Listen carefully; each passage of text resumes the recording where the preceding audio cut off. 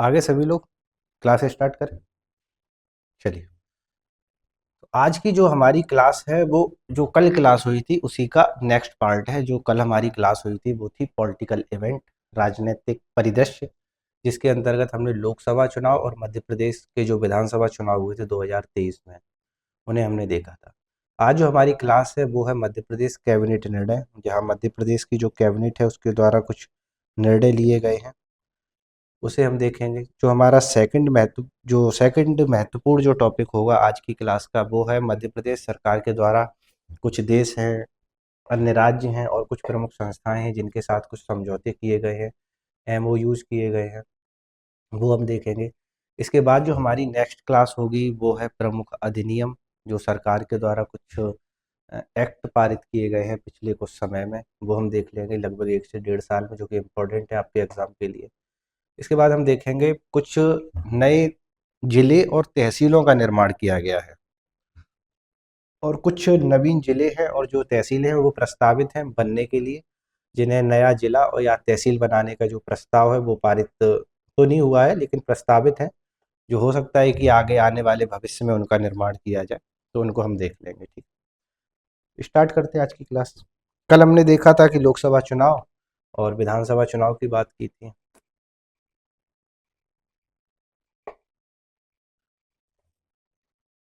तो ये हमारा आज पहला टॉपिक है, मध्य प्रदेश कैबिनेट के प्रमुख निर्णय।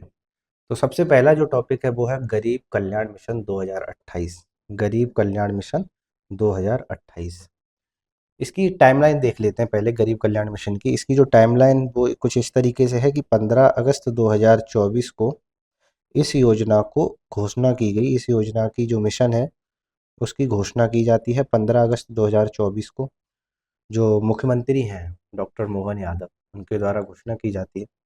और इस योजना को लगभग 6 महीने बाद 15 जनवरी 2025 को जो मंत्रिमंडल है, मंत्रिपरिषद है, कैबिनेट है, एमपी की जो कैबिनेट है, उसके द्वारा मंजूरी मिल जाती है इस मिशन को लागू करने की। ठीक है, तो ये जो मिशन है, ये इस मिशन के अंतर्गत दो पहलू हैं। पहला है कि मध्य प्रदेश को 2028 तक गरीबी मुक्त बनाने का लक्ष्य रखा गया है इस मिशन के अंतर्गत, कि मध्य प्रदेश को 2028 तक गरीबी मुक्त बनाने का लक्ष्य है, कि गरीब मुक्त बना दिया जाएगा मध्य प्रदेश को 2028 तक, ऐसा सरकार का टारगेट है। और जो दूसरा है इस योजना के तहत वो ये है कि जो केंद्र सरकार द्वारा एक योजना लाई गई थी जब कोविड-19 चल रहा था, उस वक्त मार्च 2020 में, जिसमें सभी जो लाभार्थी थे उनको मुफ्त में खाद्यान्न उपलब्ध कराया जा रहा था। तो उसी योजना को आगे बढ़ाते हुए मध्य प्रदेश सरकार इसे दिसंबर 2028 तक जारी रखेगी, ऐसा निर्णय लिया गया है। तो ये जो केंद्र सरकार की योजना थी वो थी प्रधानमंत्री गरीब कल्याण अन्न योजना, जिसे मध्य प्रदेश सरकार आगे दिसंबर 2028 तक जारी रखेगी। तो ये महत्वपूर्ण है। तो सबसे महत्वपूर्ण यही है इस मिशन का कि मध्य प्रदेश को 2028 तक गरीबी मुक्त बनाने का लक्ष्य है, जिसको याद रखना है। ठीक है, ये राज्य सरकार की एक महत्वपूर्ण एवं महत्वाकांक्षी पहल है। नेक्स्ट जो हमारा टॉपिक है वो है मध्य प्रदेश कृषक कल्याण मिशन। जो मध्य प्रदेश कृषक कल्याण मिशन है, ये मिशन 15 अप्रैल 2025 को इस मिशन की घोषणा की गई है और मंत्रिपरिषद द्वारा इसे सैद्धांतिक अनुमति भी मिल गई है।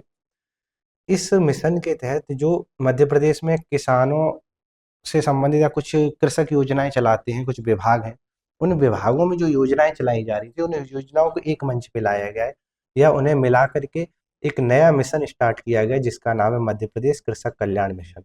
तो इस मिशन के तहत जो विभाग हैं जिनकी योजनाएं एक मंच पे लाई गई हैं वो हैं किसान कल्याण एवं कृषि विभाग, सेकंड है उद्यानिकी एवं खाद्य प्रसंस्करण विभाग, जो नेक्स्ट जो विभाग है वो है मत्स्य पालन विभाग, पशुपालन एवं डेयरी विभाग, सहकारिता विभाग है, खाद्य नागरिक आपूर्ति और उपभोक्ता संरक्षण विभाग है। इन विभागों की योजनाओं को के अंतर्गत जो योजनाएं चल रही थी, जो कृषि संबंधित या जो कृषक कल्याण योजनाएं थी, उन्हें एक साथ मर्ज कर करके मध्य प्रदेश किसान कल्याण मिशन की शुरुआत की गई है। नेक्स्ट है हमारा जो टॉपिक है वो है कूदो कुटकी उपार्जन का निर्णय। कूदो कुटकी दो फसल हैं, अलग अलग होती हैं, कूदो अलग होता है और कुटकी अलग होता है। तो इनको खरीद का निर्णय लिया गया है। जो मध्य प्रदेश से जो मंत्रिपरिषद है उसके द्वारा कूदो कुटकी को खरीदने का निर्णय लिया गया, जिससे होगा क्या कि इससे अधिक से अधिक जो जनजातीय कृषक हैं उनको फायदा होगा। जो कूदो कुटकी है इसका जो उत्पादन होता है वो मुख्यतः जबलपुर इस क्षेत्र में होता है। अगर देखोगे तो कुछ इस क्षेत्र में कूदो कुटकी का जो मुख्य उत्पादन क्षेत्र वो वही है, जिसमें से जबलपुर है। जबलपुर हो गया, कटनी हो गया, ठीक है, मंडला हो गया, ढिंडोरी है, मंडला, ढिंडोरी, छिंदवाड़ा हो गया, शहडोल हो गया, उमरिया हो गया, रीवा, सींधी एवं सिंगरौली हो गया। ये जो जिले हैं इन्हीं क्षेत्रों में ज़्यादा उत्पादन होता है कूदो कुटकी का। और इन क्षेत्रों में जनजातीय भी है, जनजाति ही इनको ज़्यादा उगा रहे हैं। तो जो एक योजना चलाई जा रही थी मध्य प्रदेश सरकार द्वारा, रानी दुर्गावती श्री अन्न प्रोत्साहन योजना। श्री अन्न के तहत और भी फसलें जो हैं जिन्हें शामिल किया गया है। मोटे अनाज वाली जो फसलें हैं उन्हें श्री अन्न कहा जाता है, ठीक है।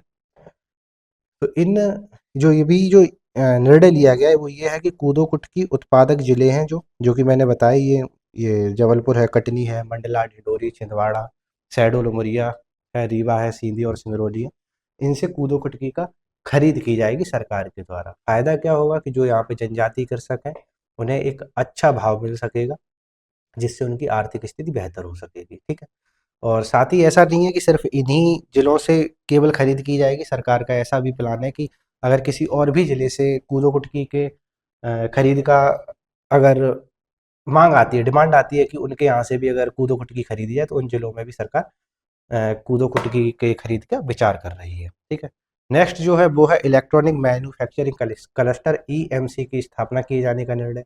ये जो ईएमसी है इसे भोपाल की एक तहसील है, बैरसिया बैरसिया तहसील के ग्राम बांदी खेड़ी में ईएमसी की स्थापना करने का निर्णय लिया गया। ये जो परियोजना है ईएमसी, ये मुख्य रूप से सबसे पहले इसे 2012 में स्टार्ट किया गया था और इस योजना का नाम था इलेक्ट्रॉनिक मैन्युफैक्चरिंग क्लस्टर, ठीक है। बाद में 2020 में इसमें संशोधित किया गया और इसे 2.0 का नाम दे दिया गया।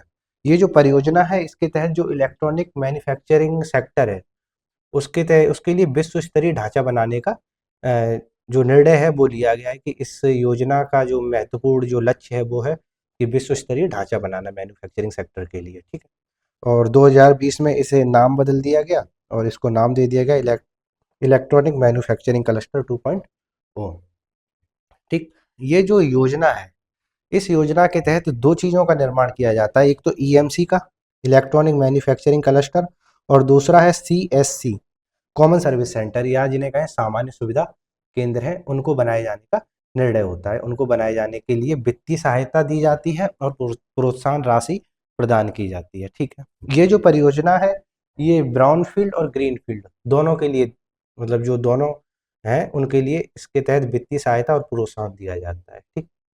ब्राउन फील्ड और ग्रीन फील्ड क्या है ये समझ लेते हैं। जो ब्राउन फील्ड होता है वो ऐसे क्षेत्र होते हैं जहाँ पे पहले से कोई जो मैन्युफैक्चरिंग क्लस्टर यूनिट जो पहले से लगी है, तो उनके रिनोवेशन या उनको दोबारा स्थापित करने के लिए जो वित्तीय सहायता या प्रोत्साहन दिया जाता है उन क्षेत्रों में जहाँ पे पहले से लगे हुए हैं, तो उसे ब्राउन फील्ड बोला जाता है। और ग्रीन फील्ड वो होते हैं जहाँ पे अभी तक किसी भी प्रकार का कोई इंफ्रास्ट्रक्चर का निर्माण नहीं किया गया और वो एक तरीके से नई नई जो यूनिट लगेगी उसको बोलते हैं ग्रीन फील्ड, ये याद रखना है, ठीक है। ईएमसी 2.0 का जो नोडल मंत्रालय है वो है इलेक्ट्रॉनिक और सूचना प्रौद्योगिकी मंत्रालय, इसका नोडल है। और इसकी जो मैनेजमेंट एजेंसी है वो है software technology park of India STPI, जो कि ईएमसी 2.0 की प्रबंधक एजेंसी है, मैनेजमेंट जो एजेंसी है उसको नियुक्त किया गया है, ठीक है। नोडल मंत्रालय मैंने बता ही दिया, इलेक्ट्रॉनिक और सूचना प्रौद्योगिकी मंत्रालय है। ये जो ईएमसी है इनके स्थापना होने से फायदा क्या होगा, क्या प्रभाव पड़ेगा क्षेत्रों में। तो जब ये ईएमसी स्थापित किए जाएंगे, इनका जो मुख्य जो उद्देश्य है वो देखना क्या है कि विश्व स्तरीय ढांचे का विकास किया जाएगा। जब विश्व स्तरीय ढांचे का विकास किया जाएगा तो यहाँ पे निवेश बढ़ेगा, एफडीआईज आएगी यहाँ पे, ठीक है, एफआईआईज आएंगे यहाँ पे निवेश करने के लिए। क्लस्टर स्थापित हो, जब क्लस्टर स्थापित होंगे तो उनमें नौकरियां पैदा होंगी। तो इसके जो प्रभाव है वो ये है कि भारत में निवेश बढ़ेगा, क्लस्टर स्थापित होंगे और नौकरियां पैदा होंगी, जिससे कि रोजगार मिलेंगे वहाँ के लोगों को। ठीक है। नेक्स्ट हमारा जो टॉपिक है वो है क्षतिग्रस्त पुलों के निर्माण की योजना। वित्तीय वर्ष 2025 जो कि अभी चल रही है 25-26, इससे लेकर के 29-30 तक 1766 पुलों के निर्माण की योजना है। क्षतिग्रस्त जो पुल हैं उनके पुनर्निर्माण की योजना है। जो क्षतिग्रस्त पुल हो चुके हैं उन्हें दोबारा से बनाने का योजना है, जिसमें कि 1766 पुलों को शामिल किया गया है। और मंत्रिपरिषद जो है उसके द्वारा इसके लिए 4,572 करोड़ रुपए की मंजूरी भी दी जा चुकी है। और इससे जो क्षतिग्रस्त पुलों के निर्माण की जो योजना है, इसका निर्माण राज्य मद के अंतर्गत किया जाएगा। ठीक। तो याद रखना है कि ये जो योजना है ये 4 सालों के लिए, आगे के 4 वित्तीय वर्ष के लिए 25-26 से लेकर के 29-30 के लिए, 5 के लिए। ठीक है। और इसके तहत जो सैद्धांतिक मंजूरी है वो भी दी जा चुकी है, और इसके लिए 4,572 करोड़ रुपए मंजूर किए गए इस योजना के तहत, और इसका जो निर्माण है वो राज्य मद के अंतर्गत किया जाएगा। नेक्स्ट टॉपिक है हमारा मानव हाथी संघर्ष को कम करने के लिए 47 करोड़ 11 लाख रुपए के निवेश की योजना है, मानव और हाथी के संघर्ष को कम करने के लिए। ठीक है। इसे याद रखना है, ये पर्यावरण के लिए भी इम्पोर्टेंट है, पर्यावरण से संबंधित भी ये टॉपिक है। वहाँ पे इस फैक्ट की जरूरत पड़ सकती है अगर कभी आता है मानव और जो जीव हैं उनके बीच संघर्ष पे अगर आता है, तो आप यहाँ से फैक्ट उसमें लिख सकते हैं। तो ये जो मानव हाथी संघर्ष है इसको कम करने के लिए इस योजना को 3 साल के लिए चलाया गया था। ठीक है। 2023 और 24 से स्टार्ट किया गया था, और ये योजना जो है वो 26-27 तक चलनी है। इस योजना के लिए जो स्वीकृत है कुल 4 वर्ष के लिए, जिसमें कि 47 करोड़ रुपए से अधिक का निवेश किया जाएगा। ठीक है। 2 साल हो चुकी हैं इस योजना को चलते हुए, और इसके लिए अभी जो जो जिस फाइनेंशियल ईयर में हम हैं उसके लिए इसमें 20 करोड़ रुपए खर्च किए जाने हैं, और अगले वाले वित्तीय वर्ष में 26-27, ये यहाँ पे गलत है, ये 26-27 है ना, 26-27 इसको सही कर लेना। 26-27 के लिए 25 करोड़ से अधिक के निवेश की जो स्वीकृति है वो दी जा चुकी है। इस पैसे से जो ये पैसा है, जो 47 करोड़ से अधिक जो रुपया है, इसके लिए हाथियों के संरक्षण और निगरानी के लिए कंट्रोल रूम बनाए जाएंगे, ई निगरानी प्रणालियों की स्थापना की जाएगी। ऐसे क्षेत्र जहाँ से हाथी गुजरते हैं उन क्षेत्रों में करौंदा हुआ, लेमन ग्रास और कॉकटस, जो कि ये लोग खाते हैं, जो ये हाथी हैं इनका प्रिय भोजन है करौंदा है और लेमन ग्रास है और कैक्टस, इनकी खेती को बढ़ावा दिया जाएगा, जिससे कि जो इनके भोजन आपूर्ति है उसमें बाधा ना आए। ठीक। और नेक्स्ट है कि सोलर फेंसिंग लगाई जाएगी, जो इनके जो आवास क्षेत्र है जहाँ से ये गमन करते हैं वहाँ आसपास सोलर फेंसिंग की जाएगी, जिससे कि जो वहाँ के किसान हैं और हाथी हैं उनके बीच में टकराव की समस्या ना हो, उसको कम किया जा सके। हाथी मित्र दल का गठन किया जाएगा। ग्रामीण और जो वन विभाग है उनके कर्मचारियों को प्रशिक्षित किया जाएगा, और आपातकालीन जो स्थितियां हैं, जब टकराहट हो गई या कोई और आपातकालीन स्थिति बनी है, उसके लिए रैपिड एक्शन फोर्स बनाए जाएंगे उनसे निपटने के लिए उन स्थितियों। तो याद रखना है कि पिछले साल एक घटना घटी थी अक्टूबर में, कि जब हाथी जहाँ से गुजरते हैं उस एरिया में कूदो इन्होंने खा लिया था। जो कूदो की फसल है वो फंगस युक्त थी, और उसको खाने से 10 हाथियों की मौत हो गई थी। तो इसीलिए जो योजना है इसमें इसीलिए इसको रखा गया है कि जो करौंदा है, लेमन ग्रास और कैक्टस जैसे जो भोजन के स्रोत हैं जो हाथियों के, उनको बढ़ावा दिया जाए, जिससे कि इनकी भोजन की आपूर्ति कम ना हो। ठीक है। तो पिछले साल 10 हाथी मर गए थे।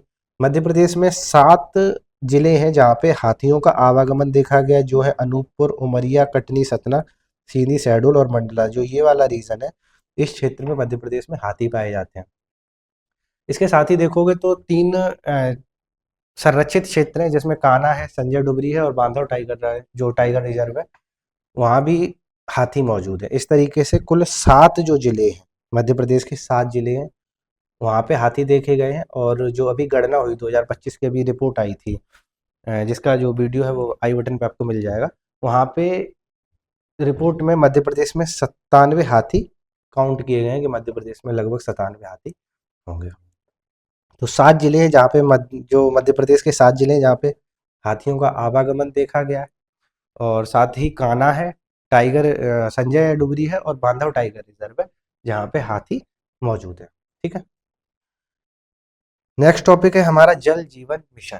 जल जीवन मिशन है तो ये खबरों में क्यों रहा है कि इसे 2028 तक बढ़ा दिया गया है। जो जेजेएम है इसको 2028 तक बढ़ाने का निर्णय ले लिया गया है। कारण क्या है? कारण ये है कि जेजेएम के तहत लगभग जल जीवन मिशन के तहत जो ग्रामीण परिवार हैं वहाँ पे पेयजल आपूर्ति के लिए टैब लगाए जाने हैं, जो वाटर टैब है वो लगाए जाने हैं, जिसका उद्देश्य ये है कि अ, उद्देश्य ये रखा गया था इसके तहत कि 2024 तक जो प्रत्येक परिवार है, प्रत्येक ग्रामीण परिवार है, उनको 55 लीटर पेयजल आपूर्ति कराना था। लेकिन ऐसा हो नहीं पाया। लगभग 80% ग्रामीण परिवार ही हैं जहाँ तक ये व्यवस्था अभी तक पहुँच पाई है। 20% जो परिवार हैं वो रह गए हैं और उन्हीं 20% परिवारों को लाभान्वित करने के लिए जो ये योजना है, जल जीवन मिशन योजना, इसको 2028 तक बढ़ा दिया गया है। 2024 तक कुल लगभग 15 करोड़ परिवारों को जेजेएम से जोड़ा जा चुका है। 20% परिवार हैं जो बचे हुए हैं और उन्हीं के लिए ये जो योजना है इसको बढ़ा करके 2028 तक कर दिया गया है। इस योजना का जो नोडल मिनिस्ट्री है वो है मिनिस्ट्री ऑफ जल शक्ति मंत्रालय। ठीक। जल जीवन मिशन जो जेजेएम पे है इसका प्रभाव क्या है? इससे डब्ल्यूएचओ ने अभी कुछ प्रभाव पड़े हैं, जिसमें डब्ल्यूएचओ ने एक अनुमान लगाया कि इससे जेजेएम से प्रतिदिन लगभग 5.5 करोड़ घंटे की बचत होगी। होता क्या है कि जो ग्रामीण एरिया है जहाँ पे पानी की कमी है वहाँ पे ये ऐसा माना जाता है कि जो पानी एकत्र करने का काम है वो महिलाओं का है। महिलाएं ही करती हैं, हमारे समाज की ये हकीकत है। वहाँ महिलाएं ही पानी इकट्ठा करने का काम करती हैं, तो उनको बहुत सारा टाइम लग जाता है, दिन का बहुत सारा टाइम इसी में चला जाता है पानी को सिर्फ घर की आपूर्ति के लिए इकट्ठा करने के लिए। तो जो डब्ल्यूएचओ है उसने एक अनुमान लगाया था कि डेली 5.5 करोड़ घंटे की बचत होगी अगर हम ये जेजेएम के थ्रू या जो हर घर जल पहुंचा देते हैं, तो लगभग 5.5 करोड़ घंटे की डेली की बचत होगी। जो महिलाओं के जो टाइम है वो बचेगा। तो पहला तो ये फ़ायदा रहेगा कि समय की बचत होगी। जो महिलाएं हैं वो किसी प्रोडक्टिव कार्य में लग जाएंगी क्योंकि अभी सिर्फ पानी इकट्ठा कर रही हैं बेचारी। नेक्स्ट जो है वो है स्वास्थ्य लाभ है। ये डबल हो गया। जो नेक्स्ट है वो है स्वास्थ्य लाभ है। जहाँ पानी की आपूर्ति नहीं है या कम है वहाँ पे दूषित पानी भी है। तो यहाँ इस योजना में क्या गया कहा गया कि पेयजल है उसको कराया जाएगा, ड्रिंकिंग वाटर की आपूर्ति कराई जाएगी, शुद्ध ड्रिंकिंग वाटर की। तो इससे हो सकता है कि लगभग 4 लाख मौतों को रोका जा सकता है। एक ऐसा अनुमान लगाया गया है कि हर साल लगभग 4 लाख मौतें जो हैं वो डायरिया से हो जाती हैं। डायरिया मतलब जो दूषित पानी है उसके उपयोग से होता है। तो लगभग 4 लाख मौतों को बचाया जा सकता है। नेक्स्ट है बाल मृत्यु दर में कमी आएगी। एक शोध है जिसने बताया है कि सुरक्षित जल न होने से लगभग जो बच्चों में मृत्यु होती है, जो बाल मृत्यु दर है उसमें 30% की कमी आ सकती है अगर सुरक्षित जल प्रोवाइड करवा दिया जाए। तो जिससे होगा क्या कि लगभग 1,36,000 बच्चों की प्रतिवर्ष जान बचाई जा सकती है। ठीक है। इस योजना से संबंधित 2 फैक्ट हैं कि 100% जो लक्ष्य प्राप्त करने वाला जो पहला राज्य है वो गोवा बना है, जिसने 100% वहाँ पे हर घर जल पहुँच चुका है जेजेएम के थ्रू। और जो सेकंड फैक्ट है कि 100% लक्ष्य प्राप्त करने वाला पहला केंद्र शासित जो प्रदेश है वो है दादर नगर हवेली और दमन दीव। पहले ये 2 अलग-अलग राज्य हुआ करते थे केंद्र शासित, जिन्हें बाद में मिला करके एक कर दिया गया, दादर नगर हवेली एवं दमन दीव। याद रखना। चलिए, नेक्स्ट जो हमारा पॉइंट है वो है अन्य प्रमुख कैबिनेट के निर्णय, जिन्हें हम एक फैक्ट के थ्रू देख लेंगे। डिटेल में ना देख के फैक्ट के तौर पे हम इन्हें देख लेते हैं। तो ये है कि जो राष्ट्रीय रक्षा विश्वविद्यालय गांधीनगर है, गुजरात के गांधीनगर में राष्ट्रीय रक्षा विश्वविद्यालय है, उसका एक कैंपस भोपाल में स्थापित करने की स्वीकृति दे दी गई है मंत्रिमंडल द्वारा। तो जो राष्ट्रीय रक्षा विश्वविद्यालय जो गांधीनगर में है उसका एक कैंपस बनाया जाएगा भोपाल में, जिसकी स्वीकृति मिल चुकी है। ठीक। सेकंड है जो पीएम सूर्य घर मुफ्त बिजली योजना चल रही है। इसके तहत जो भी सरकारी भवन है, जो मध्य प्रदेश के शासकीय भवन है, जो गवर्नमेंट बिल्डिंग्स हैं, उन सभी पे सोलर रूफटॉप लगाए जाएंगे। और ये जो योजना है ये मिशन मोड में चलेगी और 2025-26 के अंतर्गत जो 25-26 की फाइनेंशियल ईयर है इसके अंतर्गत इसको समाप्त किया जाना का इसका लक्ष्य है। तो जितने भी शासकीय भवन है, जितने भी गवर्नमेंट ऑफिसेस है और जो बिल्डिंग्स हैं उन सभी पे सोलर रूफटॉप लगाए जाएंगे। किसके तहत लगाए जाएंगे? वो लगाए जाएंगे पीएम सूर्य घर मुफ्त बिजली योजना के तहत। नेक्स्ट है मंत्रिपरिषद द्वारा मुख्यमंत्री मछुआ समृद्धि योजना को आगे 2 वर्षें और मतलब बढ़ाने का जो निर्णय ले लिया गया है, जो कि 24-25 और 25-26 तक, इसी फाइनेंशियल ईयर तक इसको बढ़ाने का निर्णय ले लिया गया है। नेक्स्ट है राज्य में निवेश को प्रोत्साहित करने के लिए मध्य प्रदेश सरकार ने 2025 को उद्योग वर्ष घोषित किया है। जो अभी जो वर्ष चल रही है 2025, इस वर्ष को मध्य प्रदेश सरकार द्वारा उद्योग वर्ष घोषित किया गया। एक इम्पोर्टेंट फैक्ट है, हो सकता है कि ये एग्जाम में पूछा जाए, इसको याद रखना है। और इसका जो मुख्य लक्ष्य है वो है निवेश को प्रोत्साहित करना, निवेश लेके आना। मध्य प्रदेश सरकार द्वारा 2025 को उद्योग वर्ष घोषित किया गया है। ठीक है। नेक्स्ट है मध्य प्रदेश की अर्थव्यवस्था को गति देने के लिए सरकार द्वारा 5 शहरों में नॉलेज और लाइफ साइंस कॉरिडोर का निर्माण किया जाएगा। मध्य प्रदेश की जो अर्थव्यवस्था है उसको ऊंचाइयों पे ले जाने के लिए, उसको बढ़ाने के लिए सरकार द्वारा 5 जिलों में, जो 5 शहर हैं, उन 5 शहरों में नॉलेज और लाइफ साइंस कॉरिडोर का निर्माण किया जाएगा। तो ये 5 जो शहर हैं इनको याद रखना है। एक इंदौर है, उज्जैन है, देवास, भोपाल और ग्वालियर। ये 5 शहर हैं जहाँ पे मध्य प्रदेश सरकार द्वारा नॉलेज और लाइफ साइंस कॉरिडोर का निर्माण किया जाएगा। और नेक्स्ट फैक्ट है दीनदयाल रसोई योजना चलती है मध्य प्रदेश में, जिसके तहत पहले 5 रुपए में थाली मिलती थी, अब पहले 10 रुपए में मिलती थी, अब उसको 5 रुपए कर दिया गया है। जो थाली की कीमत है उसको घटा करके 5 कर दिया गया है। ठीक है।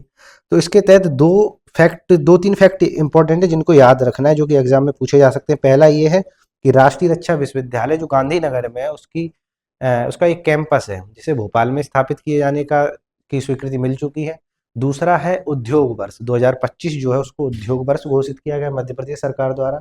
और जो तीसरा जो इम्पोर्टेंट फैक्ट है वो है कि 5 शहरों में नॉलेज और लाइफ साइंस कॉरिडोर का स्थापना की जाएगी। ठीक है। वो शहर कौन से हैं? इंदौर है, उज्जैन है, देवास, भोपाल और ग्वालियर है। ठीक। नेक्स्ट है मध्य प्रदेश कैबिनेट के अन्य देशों के साथ समझौते। ये हमारा सेकंड टॉपिक है। मध्य प्रदेश कैबिनेट के अन्य देशों के साथ जो समझौते हैं उसमें एक भारत और इजराइल, पहले हम ये देख लेते हैं, इस योजना को पहले देखेंगे फिर हम देखेंगे कि मध्य प्रदेश ने इसमें क्या मतलब अंतर है और क्या कर रही है। तो पहला है कि भारत इजराइल कृषि परियोजना। ये जो परियोजना है भारत और इजराइल की कृषि परियोजना, जिसे IIAP कहा जाता है, ये 2006 में स्थापित की गई थी। ये जो योजना है इसे 2006 में स्थापित किया गया और ये गवर्नमेंट टू गवर्नमेंट सहयोग की एक योजना है। ठीक है। गवर्नमेंट टू गवर्नमेंट सहयोग की एक परियोजना है और इसके तहत जो इस भारत और इजराइल है उसके बीच कृषि के क्षेत्र में रणनीति विकसित की गई है, कृषि के विकास को लेकर के। जो इजराइल में जो कृषि से संबंधित जो तकनीकी हैं उन तकनीकों को भारत की परिस्थितियों के अनुरूप ढाल करके जो भारत में फसल विविधीकरण है, उत्पादकता और जल उपयोग दक्षता को बढ़ाना है। इस जो परियोजना है IIAP, इसका उद्देश्य है कि जो इजरायली कृषि प्रौद्योगिकी है उसको भारत की जो परिस्थितियां हैं उनके अकॉर्डिंग एडॉप्ट करके भारत में फसल विविधता, उत्पादकता और जल उपयोग को बढ़ाना है।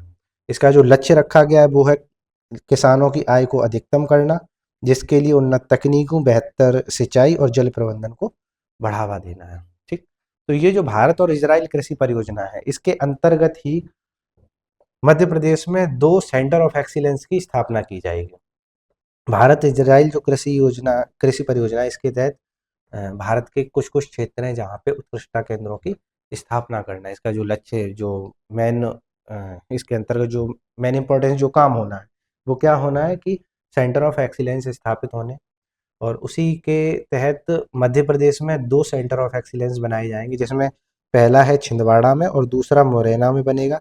छिंदवाड़ा में संतरे की कृषि के लिए होगा और मुरैना में सब्जियों की कृषि के लिए बनाया जाएगा सेंटर ऑफ एक्सीलेंस।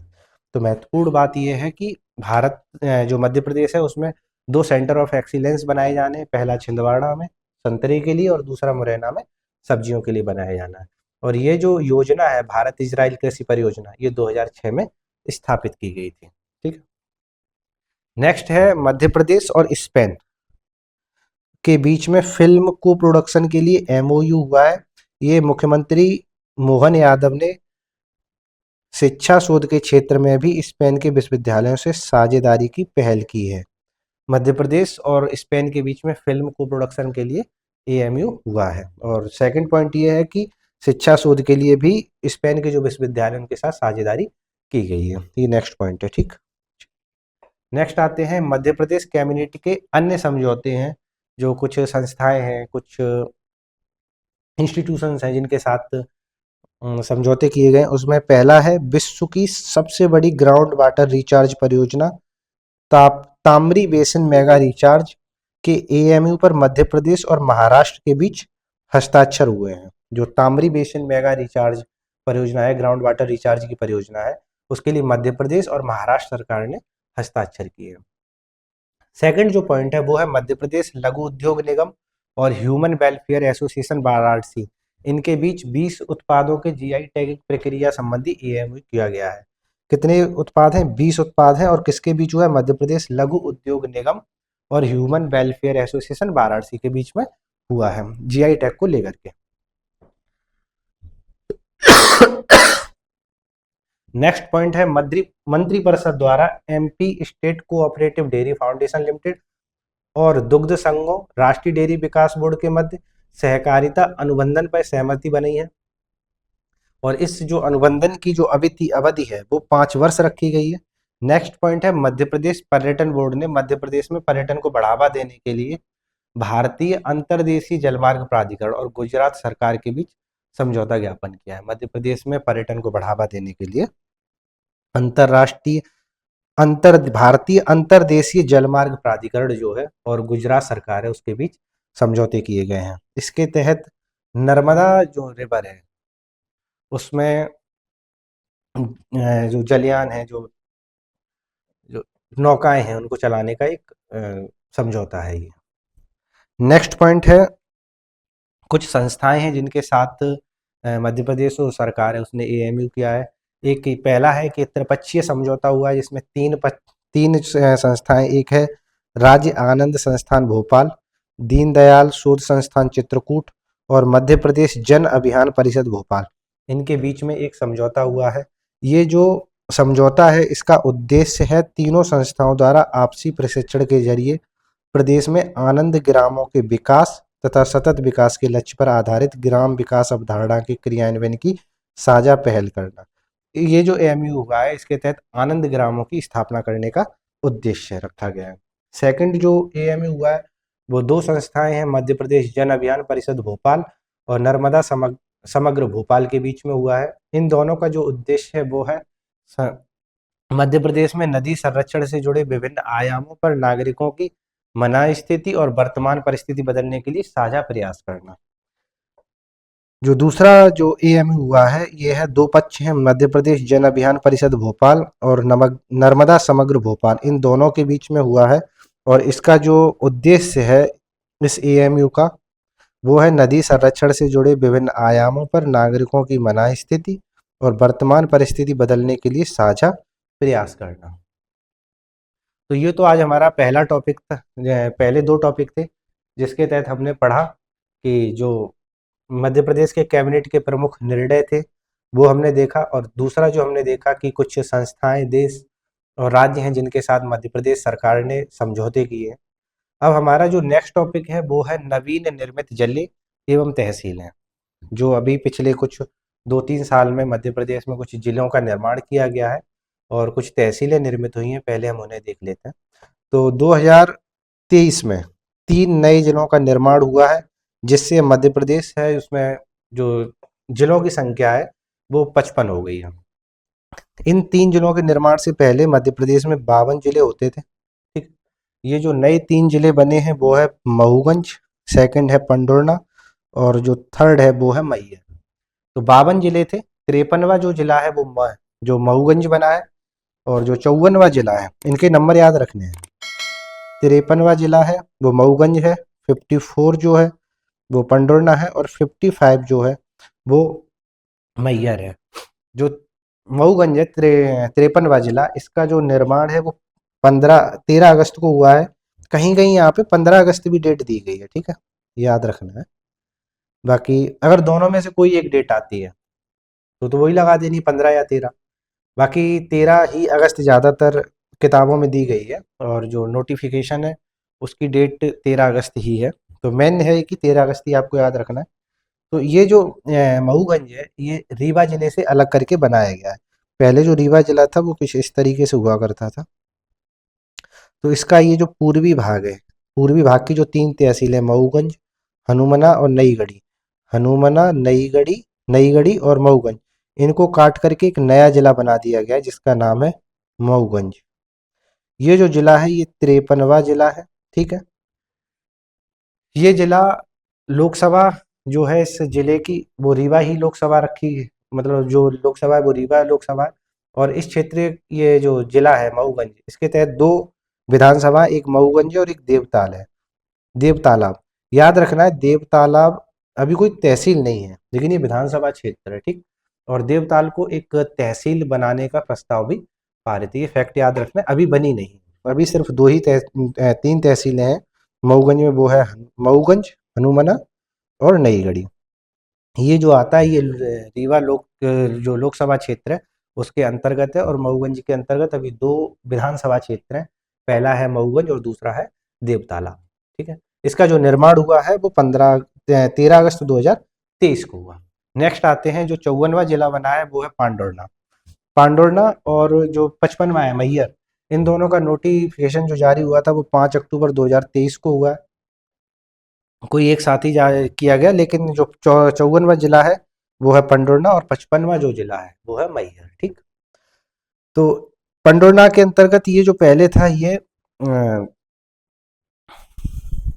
छिंदवाड़ा जिला था, उसी को काट करके उसकी 2 तहसील हैं, एक पंडोरना तहसील और दूसरा है सौंसर तहसील।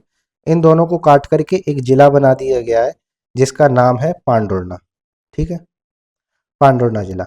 ये जो लोकसभा सीट है ये छिंदवाड़ा लोकसभा सीट के ही अधीन है, और इसमें अब 2 विधानसभाएं होंगी, जिसमें एक है पांडुर्ना और दूसरा है सौंसर। इसके लिए एक महत्वपूर्ण फैक्ट ये है कि जो पांडुर्ना जिला है ये पूर्ण रूप से मराठी भाषी जिला है, और इसकी जो सीमा है ये महाराष्ट्र से लगती है, ठीक। नेक्स्ट है 55 जो कि मैहर है। इसका नोटिफिकेशन भी 5 अक्टूबर 2023 को जारी किया गया था। इसके तहत 3 तहसीलें हैं, अमरापाटन, रामनगर और मैहर। इन 3 तहसीलों को मिला करके एक नया जिला बनाया गया। सतना का पहले ये हिस्सा हुआ करता था, सतना जिला का। तो उसकी सतना जिले की 3 तहसीलें, मैहर, अमरपाटन और रामनगर, इनको काट करके एक नया जिला बनाया जिसका नाम है मैहर। और इसकी जो लोकसभा सीट है वो सतना ही है, और इस मैहर जिले के अंतर्गत 2 अभी विधानसभाएं हैं, मैहर और अमरापाटन। याद रखना है कि जो ये 3 जिले बने हैं, 3 जिले, मऊगंज हो गया, पांडुर्ना हो गया, और तीसरा है मैहर। इन तीनों के अंतर्गत 2-2 विधानसभाएं हैं, ठीक है। ज़्यादा ध्यान रखने वाली बात नहीं है, सिर्फ 2-2 विधानसभाएं हैं सभी के अंतर्गत, ठीक। नेक्स्ट हम देख लेते हैं, जो ये 3 जिले बने, इन जिलों के कारण कुछ परिवर्तन हो गए। जैसे सबसे बड़ा जिला पहले छिंदवाड़ा हुआ करता था, अब उसका स्थान किसने ले लिया है, शिवपुरी ने ले लिया है। तो इन नए जिलों के निर्माण से कुछ परिवर्तन हो गए हैं, उन हम परिवर्तनों को एक बार देख लेते हैं, जो कि इम्पोर्टेंट है और याद रखने हैं। ये यही पूछे जाएंगे, अगर एग्जाम में पूछे जाएंगे तो जो परिवर्तन हुए वो चीज़ें पूछी जाएंगी। तो सबसे पहला है मऊगंज, जो कि 53वां जिला बना। इस जिले के बनने से रीवा जिले में 11 के स्थान पे 8 तहसीलें हो गई। पहले रीवा में 8, पहले 11 तहसीलें होती थी रीवा जिले में, ठीक। उसके बाद 3 तहसीलें काट ली गई, 3 तहसीलें काट करके एक नया जिला बनाया गया, जो कौन है, मऊगंज। तो इस तरीके से अब रीवा जिले में केवल 8 तहसीलें रह गई, ठीक। और पहले जो उत्तर प्रदेश की सीमा साझा होती थी वो 13 जिलों के साथ होती थी। मऊगंज के निर्माण से अब 14 जिले हो गए जिसकी सीमाएं कर रही हैं, क्योंकि जो रीवा था उसकी तो सीमा साझा कर ही रही है। जो नया जिला बना है मऊगंज, उसकी भी की जो सीमा है वो उत्तर प्रदेश राज्य से लगती है। तो इस प्रकार से जो एक चेंजेस हुआ है वो ये हुआ कि उत्तर प्रदेश से अब 14 जिलों की सीमाएं स्पर्श करती हैं मध्य प्रदेश के, ठीक है। वो 14 जिले कौन से हैं एक बार हम देख लेते हैं।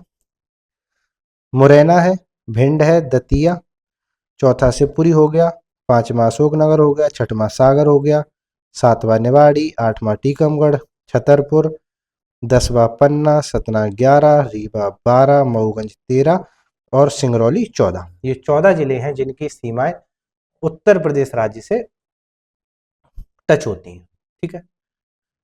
नेक्स्ट है मैहर जिले के, जो कि 55वां जिला है। मैहर जिले के बनने से क्या हुआ है, मध्य प्रदेश की जो संगीत राजधानी है वो मैहर बोली जाती है।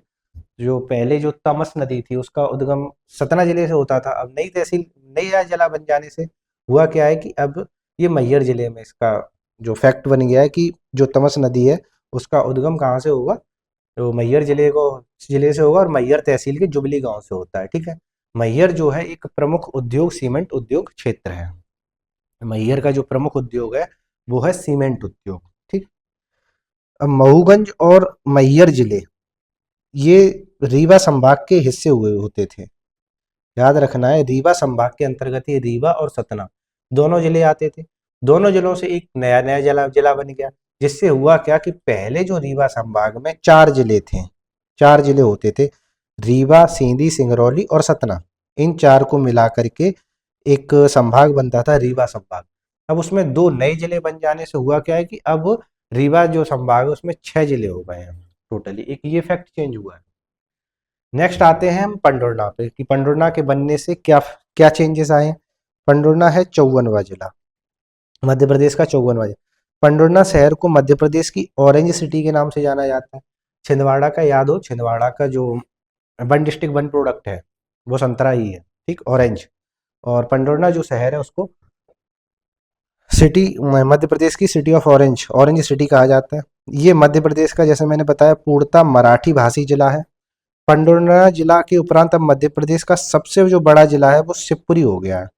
पहले छिंदवाड़ा हुआ करता था, छिंदवाड़ा से पंडोरना को अलग होने के बाद अब इसका क्षेत्रफल बट गया है दोनों में।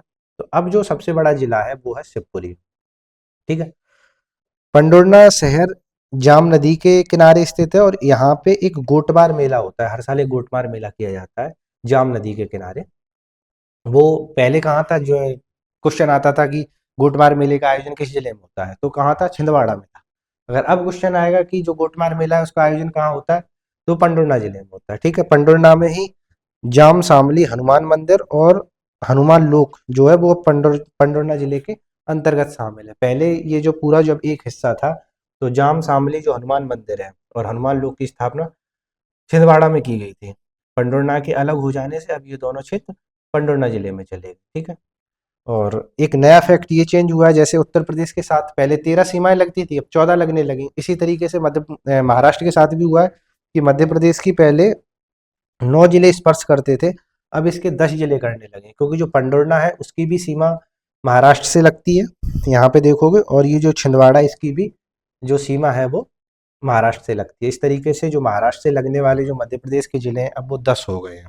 ठीक है, याद रखना है।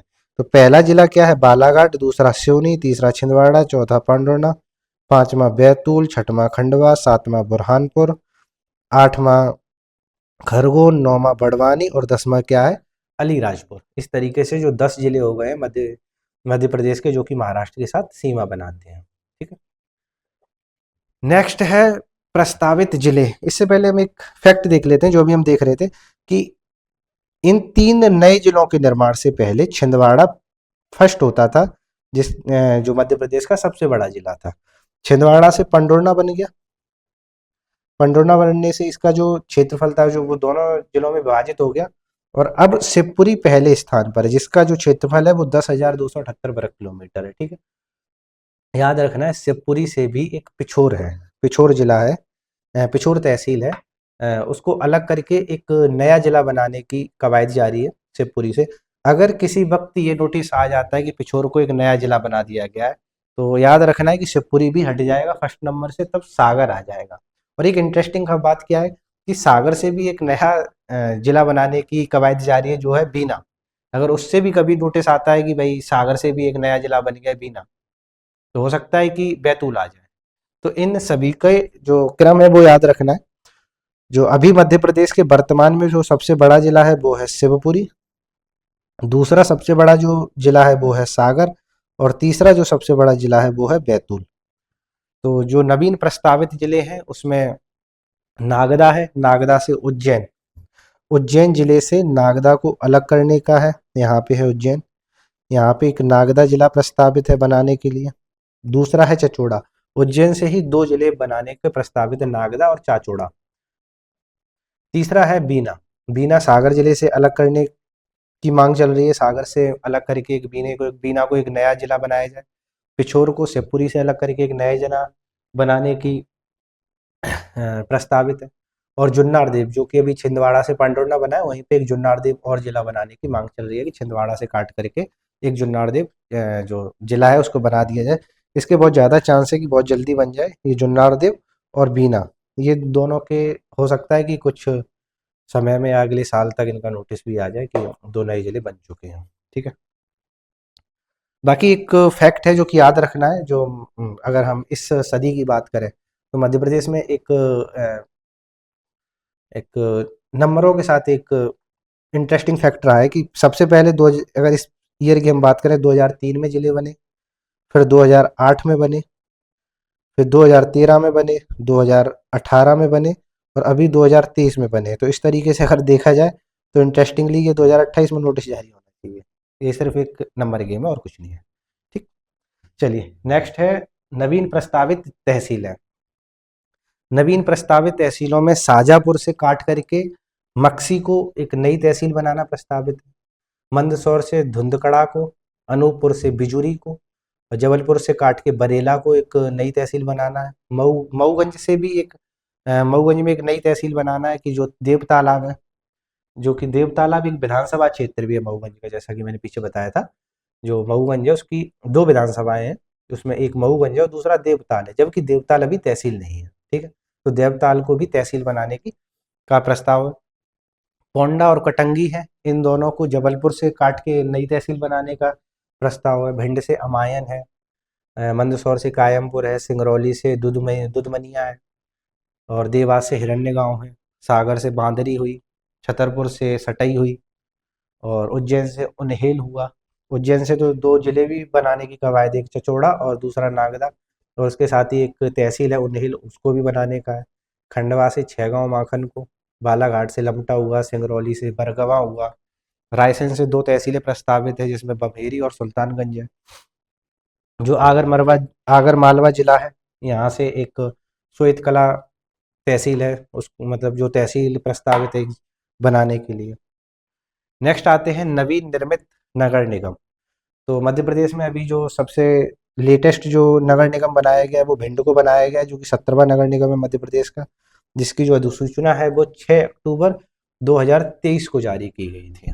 ठीक है, नवीन कुछ प्रस्तावित नगर निगम और नगर परिषद है जिनको बनाने का प्रस्ताव जारी है। उनमें से सबसे पहला है शहडोल, जो कि नगर निगम बनाने की घोषणा हो भी चुकी है इसकी। ठीक है, दमोह है, दमोह की ग्राम पंचायत है बटियागढ़, बटियागढ़ को नगर परिषद बनाने का प्रस्ताव है। और जबलपुर के मझगवां को नगर पंचायत बनाने का प्रस्ताव है। तो ये कुछ थे जो कि नवीन बने जिले हुए थे, कुछ तहसीलें बनी हैं और उसके साथ ही ये नगर निगम थे, और कुछ प्रस्तावित जिले थे, नगर निगम और तहसीलें थी जो कि हमने देखा। नेक्स्ट जो हमारा अब टॉपिक है वो है पेशा एक्ट। अब हम कुछ जो प्रमुख अधिनियम है जो पिछले कुछ समय में पारित हुए हैं या कुछ उनमें चेंजेस हुए हैं या कुछ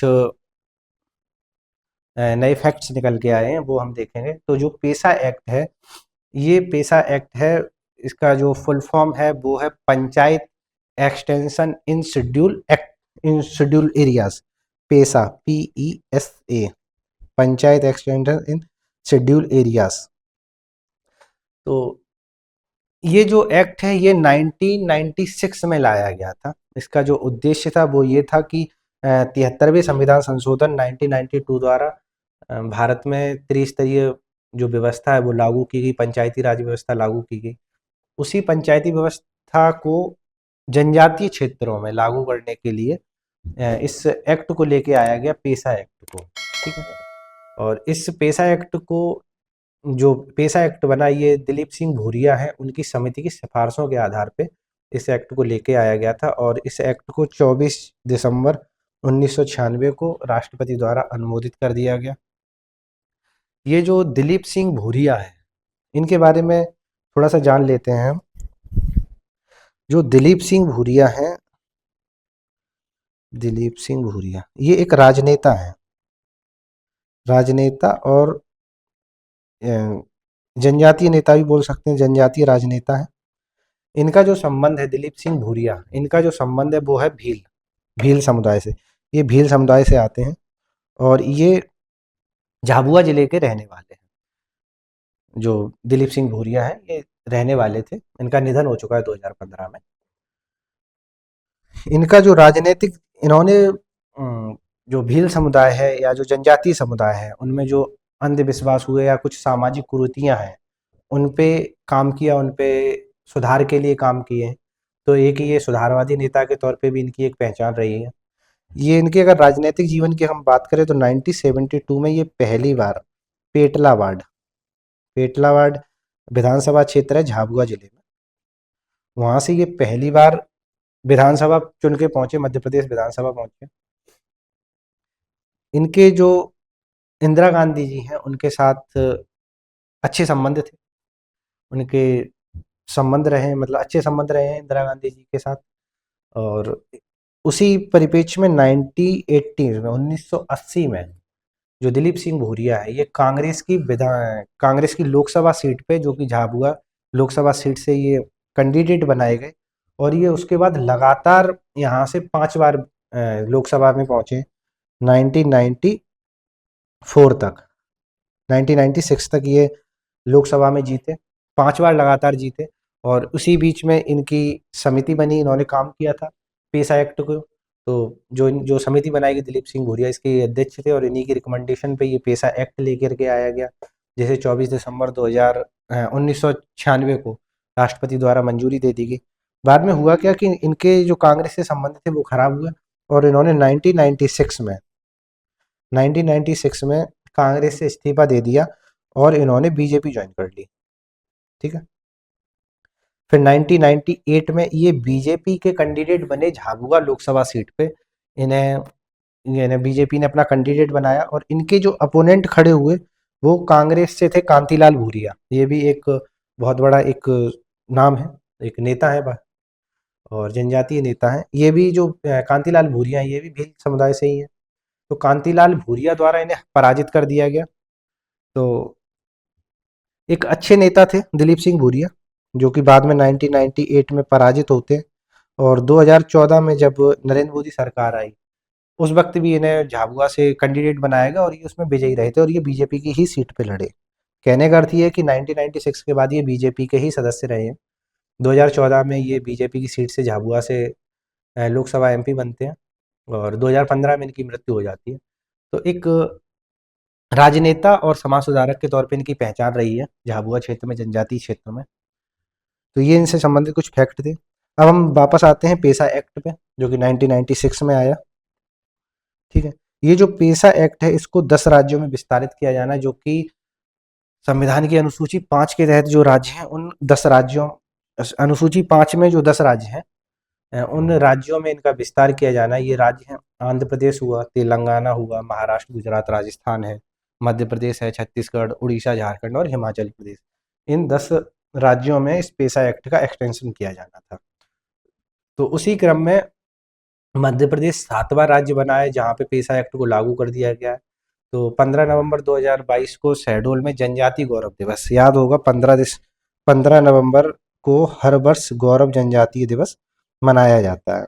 ठीक, तो उसी समारोह में शहडोल से इसे मध्य प्रदेश में लागू कर दिया गया है और ये मध्य प्रदेश के 20 जिले, 89 पेसा विकास खंड, 5133 ग्राम पंचायत और 11,595 गांवों में लागू है ये एक्ट मध्य प्रदेश के। और इस पेसा एक्ट के लागू होने से ये मध्य प्रदेश का भारत का 7वां राज्य बना है जहाँ पे पेसा एक्ट लागू है। इससे पहले जो 6 राज्य हैं जहाँ पे पेसा एक्ट लागू हुआ है उसमें हिमाचल प्रदेश है, आंध्र प्रदेश है, तेलंगाना है, राजस्थान, गुजरात, महाराष्ट्र है। आपके लिए क्वेश्चन है, कमेंट करके जरूर बताना कि पहला कौन सा राज्य था जहाँ पे पेसा एक्ट लागू किया गया। चलिए नेक्स्ट है मध्य प्रदेश नगर पालिका संशोधन अध्यादेश लेकर के आई है सरकार, जो कि 9 सितंबर 2025 को ही आया है, पिछले 2-3 महीने पहले ही आया है। इसके जो प्रावधान है वो है कि जो अध्यक्ष हैं, सबसे पहला जो प्रावधान है कि अध्यक्ष के निर्वाचन अब प्रत्यक्ष प्रणाली से होंगे। 1999 से लेकर 2014 तक अध्यक्षों के जो निर्वाचन वो प्रत्यक्ष प्रणाली से ही होते थे। 2014 में नियम चेंज किए गए और इन्हें जो पार्षद चुने जाते हैं, जो सदस्य होते हैं, उनके द्वारा अप्रत्यक्ष प्रणाली द्वारा जो नगर पालिका और नगर परिषद है, इनके अध्यक्षों का चुनाव होने लगा। अब इसको दोबारा से संशोधित किया गया है और अब जो नगर पालिका और नगर परिषद के जो अध्यक्ष हैं उनका भी अब चुनाव प्रत्यक्ष प्रणाली से होगा। सीधा कहने का अर्थ ये है कि जो जनता द्वारा डायरेक्ट चुने जाएंगे, ठीक है। और इनके अध्यक्षों को हटाने की प्रक्रिया में कुछ बदलाव किए गए हैं। जो हटाने की प्रक्रिया में जो बदलाव हुए हैं उसमें पहला बदलाव ये है कि जो मतदान होगा वो गुप्त प्रक्रिया द्वारा होगा और जो जिस क्षेत्र में है, अगर नगर पालिका या नगर परिषद के जिस निकाय क्षेत्र में है, उस उन कुल मतदाताओं के आधे से अधिक बहुमत के द्वारा इन्हें वापस बुलाया जा सकता है या हटाया जा सकता है, ठीक है। और जो अध्यक्ष को हटाने की जो प्रक्रिया है वो पूरे कार्यकाल में सिर्फ एक बार होगी। और पहले देखो कार्यकाल कितना होता है, 5 साल का। पहले 3 साल में कोई प्रक्रिया नहीं हो सकती, अगले 2 साल में ही जो भी प्रक्रिया हटाने की प्रक्रिया आएगी वो आएगी और सिर्फ एक बार ही लागू हो सकती है। और वो भी जो मतदाता हैं, जो उस निकाय क्षेत्र के मतदाता हैं, उनके आधे से अधिक बहुमत की आवश्यकता होगी इसको हटाने के लिए, ठीक है। ये जो संबंध है इसका नगर पालिका और नगर परिषद के अध्यक्षों के चुनाव से संबंधित है। ये जो मध्य प्रदेश नगर पालिका संशोधन अधिनियम 2025 आया है, इसका जो संबंध है वो है नगर पालिका और नगर परिषद के अध्यक्षों के चुनाव से लेकर के, ठीक है, याद रखना। नेक्स्ट है मध्य प्रदेश सिविल सेवा अवकाश नियम 2025। तो ये जो नया जो नियम आया है ये स्थान लेगा जो पहले मध्य प्रदेश सिविल सेवा अवकाश नियम 1977 था, उसका ये स्थान लेगा। मध्य प्रदेश लोक सेवा पदोन्नति नियम 2025 है, जिसका अनुमोदन किया जा चुका है कैबिनेट द्वारा। और इसके तहत जो पदोन्नति नियम है उसमें आरक्षण वर्गों का प्रतिनिधित्व जो है वो सुनिश्चित किया जाएगा। अनुसूचित जनजाति जो एसटी वर्ग है उसके लिए पदोन्नति में 20% का रिजर्वेशन दिया गया है और जो एससी वर्ग है उसको 16% का रिजर्वेशन दिया गया है पदोन्नति के मामले में, ठीक। नेक्स्ट है जन विश्वास विधेयक। केंद्र के बाद इस विधेयक को पारित करने वाला देश का पहला राज्य बन गया है। इस विधेयक के तहत जो छोटे छोटे अपराध हैं उनमें जेल भेजने की जगह पे जुर्माना लगाया जाएगा, आर्थिक जुर्माना से दंडित किए जाने का प्रावधान किया गया है। जो ये जन विश्वास विधेयक लेके आया गया है इसमें जो छोटे छोटे अपराध हैं जिनके लिए जेल भेज दिया जाता था, अब उनको जेल न भेजने की जगह पे उन पे आर्थिक दंड लगाया जाएगा, ठीक है। इस जो विधेयक है, इस विधेयक के तहत जो 5 विभाग हैं मध्य प्रदेश में, उन 5 विभागों के अंतर्गत 8 अधिनियम है, उनकी 64 धाराओं में संशोधन किया गया है, ठीक। और जो अपराध है, अपराध की जगह पे छोटे छोटे अपराधों की जगह पे अब जुर्माना लगेगा और इसके लिए पुराने और जो जटिल कानून है उनको हटा करके कानूनी ढांचे को अपडेट किया गया। अपडेट क्या किया गया इस विधेयक में, जो 5 विभाग हैं, औद्योगिक नीति एवं प्रोत्साहन, ऊर्जा हो गया, सहकारिता विभाग हो गया, श्रम नागरिक विकास एवं जो आवास विभाग हैं, इनके 8 अधिनियम है उनकी 64 धाराओं में संशोधित किया गया और छोटे अपराधों के लिए जेल की जगह पे आर्थिक जुर्माना लगाया जाएगा, आर्थिक दंड इन्हें प्रदान किया जाएगा। यही है जन विश्वास विधेयक। और ये इम्पोर्टेंट इसलिए है कि याद रखना है कि केंद्र सरकार के पारित होने के बाद देश का पहला राज्य एमपी है जहां जन विश्वास विधेयक को पारित किया गया, ठीक है। लाने वाला जो राज्य है वो पहला राज्य बन गया। नेक्स्ट है कुछ फैक्ट है। मध्य प्रदेश सरकार ने सिविल सेवा में महिलाओं को 35% आरक्षण देने की घोषणा की है, देखिए ये फैक्ट है, याद रखना है। और 2024 1 जुलाई 2024 से जो भारत सरकार द्वारा 3 नए एक्ट लेके आए गए, जो आईपीसी, सीआरपीसी और जो एविडेंस एक्ट थे, उनकी जगह पे नए नाम और नए क्लेवर में जो नए कानून लेकर के आए गए हैं, तो उनका नाम बदल करके 1 जुलाई 2024 से ये जो 3 एक्ट हैं इनको लागू कर दिया गया है। जो मध्य प्रदेश में जो आईपीसी है, भारत का इंडियन पेनल कोड, उसकी जगह पे भारतीय न्याय संहिता है। सीआरपीसी है क्रिमिनल प्रोसीजर कोड, उसकी जगह पे भारतीय नागरिक सुरक्षा संहिता है। और एविडेंस एक्ट की जगह पर भारतीय साक्ष्य अधिनियम लागू किए गए हैं, ठीक है। ये याद रखना है कब से लागू किया गया, 1 जुलाई 2024 2024 से लागू किया गया है। इम्पोर्टेंट है, इन तीनों के नाम जरूर याद रखना है कि आईपीसी की जगह पे क्या है, भारत न्याय न्याय संहिता। हो सकता है कि दे दे एग्जाम में कि भारतीय जो दंड संहिता है उसके स्थान पर कौन सा जो नियम है, वो जो अधिनियम लाया गया है वो कौन सा है, भारतीय न्याय साक्ष्य है, नागरिक सुरक्षा है, भारतीय साक्ष्य अधिनियम है। तो इनको याद रखना है कि आईपीसी की जगह पे कौन आया है, भारतीय न्याय संहिता आई है। और क्रिमिनल प्रोसीजर कोड सीआरपीसी की जगह पे भारतीय नागरिक सुरक्षा संहिता है। और एविडेंस एक्ट की जगह पे भारतीय साक्ष्य अधिनियम है। ठीक, एविडेंस से याद रखना है साक्ष्य, हिंदी इंग्लिश, और दंडी की जगह पे न्याय दिया गया है, और सीआरपीसी नागरिक सुरक्षा संहिता। नेक्स्ट जो फैक्ट है वो है राज्य सरकार द्वारा वन अधिनियम 2026 के तहत जो पीबीटीजी हैं, पार्टिकुलर वनरेबल ट्राइबल जो ग्रुप्स हैं, पीबीटीजी, इनकी बसावटों को संरक्षण प्रदान किया गया है। तो इसके तहत मध्य जो ढिंडोरी है, ढिंडोरी की 7 मंडला की 14 और इस तरीके से कुल 21 बैगा जनजाति जो बाहुल्य बसावट हैं उनको हैबिटेट राइट दिया गया है भारत सरकार राज्य सरकार द्वारा वन अधिनियम 2026 के तहत। जो पीबीटीजी की बसावटें हैं उनको संरक्षण दिया गया है, और बैगा जनजाति की कुल जो बसावटें हैं 21 उनको हैबिटेट राइट दिया गया है। मध्य प्रदेश लोक सेवा गारंटी अधिनियम 2000 पारित करने वाला देश का पहला राज्य बन गया। ये फैक्ट याद रखना है, इंपॉर्टेंट फैक्ट है। नेक्स्ट है, मध्य प्रदेश ने एक नई आबकारी जो नीति है, जो जहाँ जो पवित्र क्षेत्र घोषित किए गए मध्य प्रदेश में, वहाँ पे मदिरा की जो दुकानें हैं, जो शराब की दुकानें हैं, वो 1 अप्रैल 2025 से प्रतिबंधित कर दी गई हैं। जितने भी मध्य प्रदेश में पवित्र क्षेत्र जो घोषित किए गए, ये जो पवित्र क्षेत्र हैं वो हैं जैसे उज्जैन हुआ, ओमकारेश्वर, महेश्वर, मंडलेश्वर, ओरछा है, मैहर है, चित्रकूट है, दतिया, पन्ना, मंडला, मुल्ताई है। मुल्ताई से याद होगा कौन सी नदी निकलती है ना, मंदसौर हो गया, अमरकंटक हो गया, सकलनपुर हो गया, बरमानकला, लिंगा, बरमान खुर्द, कुंडलपुर और बांदकपुर शामिल हैं, जो पवित्र क्षेत्र हैं जहाँ पे मदिरा की दुकानें प्रतिबंधित कर दी गई हैं 1 अप्रैल 2025 से आबकारी नीति घोषित करके। इसको याद रखना है। आज की क्लास में इतना ही। किसी को कुछ पूछना हो तो पूछ सकता है। इम्पोर्टेंट है कुछ फैक्ट्स, जैसे कि मध्य प्रदेश में सिविल सेवा महिलाओं में 35% आरक्षण दिया गया, ये याद रखना है। ये जो नाम चेंज कर दिए गए ये लागू हुए हैं 1 जुलाई 2024 से, ये याद रखना है। हैबिटेट राइट दिए गए हैं, 21 बसावटें हैं बैगा जनजाति की उन्हें। ठीक, और लोक सेवा गारंटी अधिनियम पारित करने वाला जो पहला राज्य बना है देश का, वो है मध्य प्रदेश है। इस तरीके के कुछ फैक्ट हैं जो कि याद रखने हैं। और केंद्र के बाद जन विश्वास जो विधेयक है उसको पारित करने वाला भी पहला राज्य बना है। जन विश्वास विधेयक को पारित करने वाला, मध्य प्रदेश गारंटी अधिनियम को पारित करने वाला पहला राज्य बन गया है। ठीक है, तो जो जन विश्वास अधिनियम है इसके तहत क्या है कि जो छोटे छोटे अपराध हैं उनके लिए जेल ना भेज करके उन्हें आर्थिक रूप से दंड दिया जाएगा। ठीक, ये कुछ नियम है, पदोन्नति के नियम है मध्य प्रदेश में सिविल सेवा में जो चेंज किए गए हैं। अनुसूचित जो जनजाति है, एसटी वर्ग है, 20% का आरक्षण है, और एससी वर्ग के लिए 16% का आरक्षण दिया गया पदोन्नति में। नगर पालिका का ये इंपॉर्टेंट है, इसको याद रखना है, ये इंपॉर्टेंट फैक्ट है।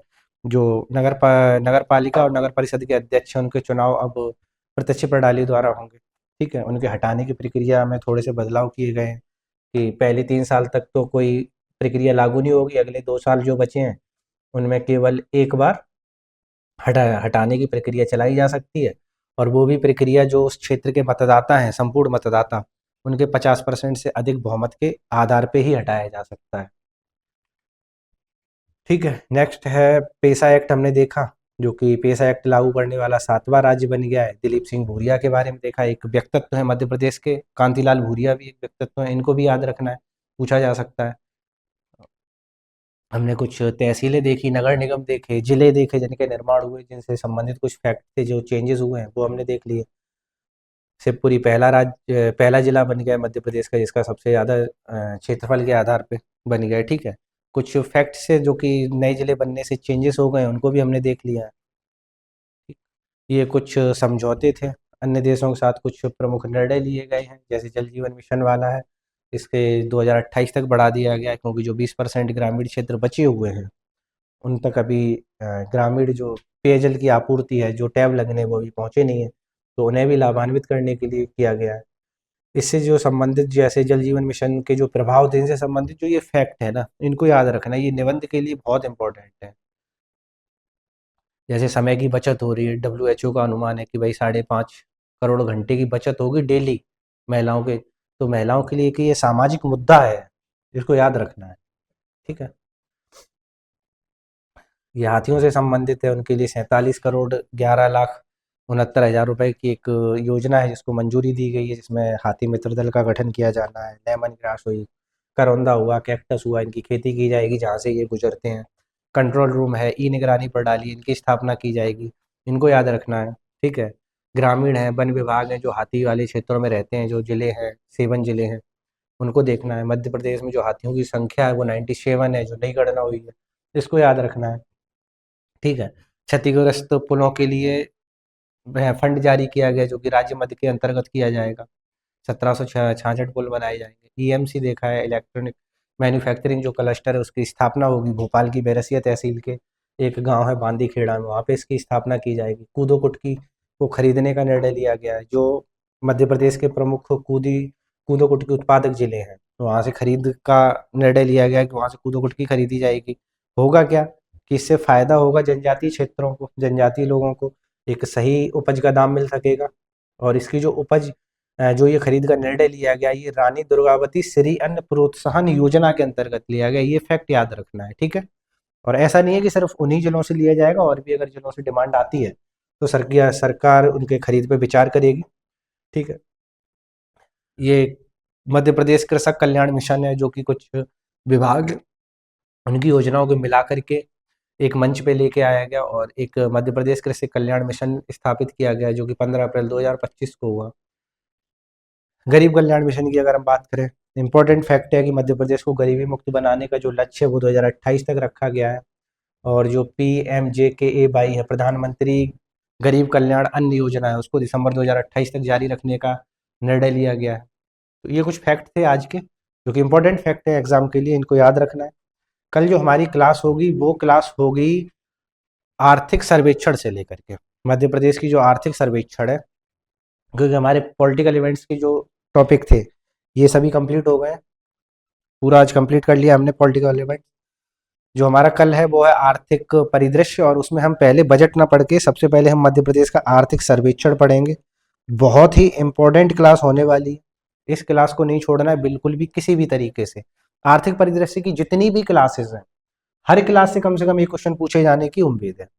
और जहां से क्वेश्चन नहीं भी बनेगा ना, वहां से मेंस के लिए जो क्वेश्चन राइटिंग आंसर होगी वहां पे कुछ फैक्ट मिल जाएंगे, जिन्हें लिखने से आपकी जो क्वेश्चन की जो क्वालिटी है, आंसर की जो क्वालिटी है ना, वो इनहेंस हो जाएगी। ठीक है, तो इस क्लास को बहुत ही इंपॉर्टेंट है और इसको बहुत डिटेल में पढ़ेंगे, तो इसको याद रखना है कि इसको छोड़ना नहीं है, इस क्लास को किसी भी एंगल से नहीं छोड़ना है। चलिए, तो कल जो हमारी क्लास है वो है मध्य प्रदेश के आर्थिक सर्वेक्षण से। कोशिश करेंगे कि कल मध्य प्रदेश का जो आर्थिक सर्वेक्षण है वो कंप्लीट हो जाए। अगर कंप्लीट नहीं होता है तो कुछ थोड़ा सा टाइम लेकर के अगले दिन करेंगे, और अगले दिन ही खत्म। तो इनके लिए 2 क्लास चाहिए पड़ेंगी, मध्य प्रदेश के बजट के लिए 1 क्लास होगी और आर्थिक सर्वेक्षण के लिए भी 1 क्लास होगी। ठीक है, उसके बाद फिर हम उद्योग व्यापार, कृषि पशुपालन, इनको देख लेंगे, और इस तरीके से ये आपकी क्लास खत्म हो जाएगी 6 से 7 दिन के अंतर्गत, पूरी जो क्लासेस है। उसके बाद हम योजनाएं देखेंगे, योजनाओं को डिटेल में देखना है, तो 6-7 क्लास अमूमन लग जाएंगी। ठीक है, बाकी फिर ये छोटे छोटे टॉपिक्स रह जाएंगे जिन्हें हम बाद में देख लेंगे। ठीक है, तो आज के लिए इतना ही। किसी कुछ पूछना हो तो पूछ सकता है।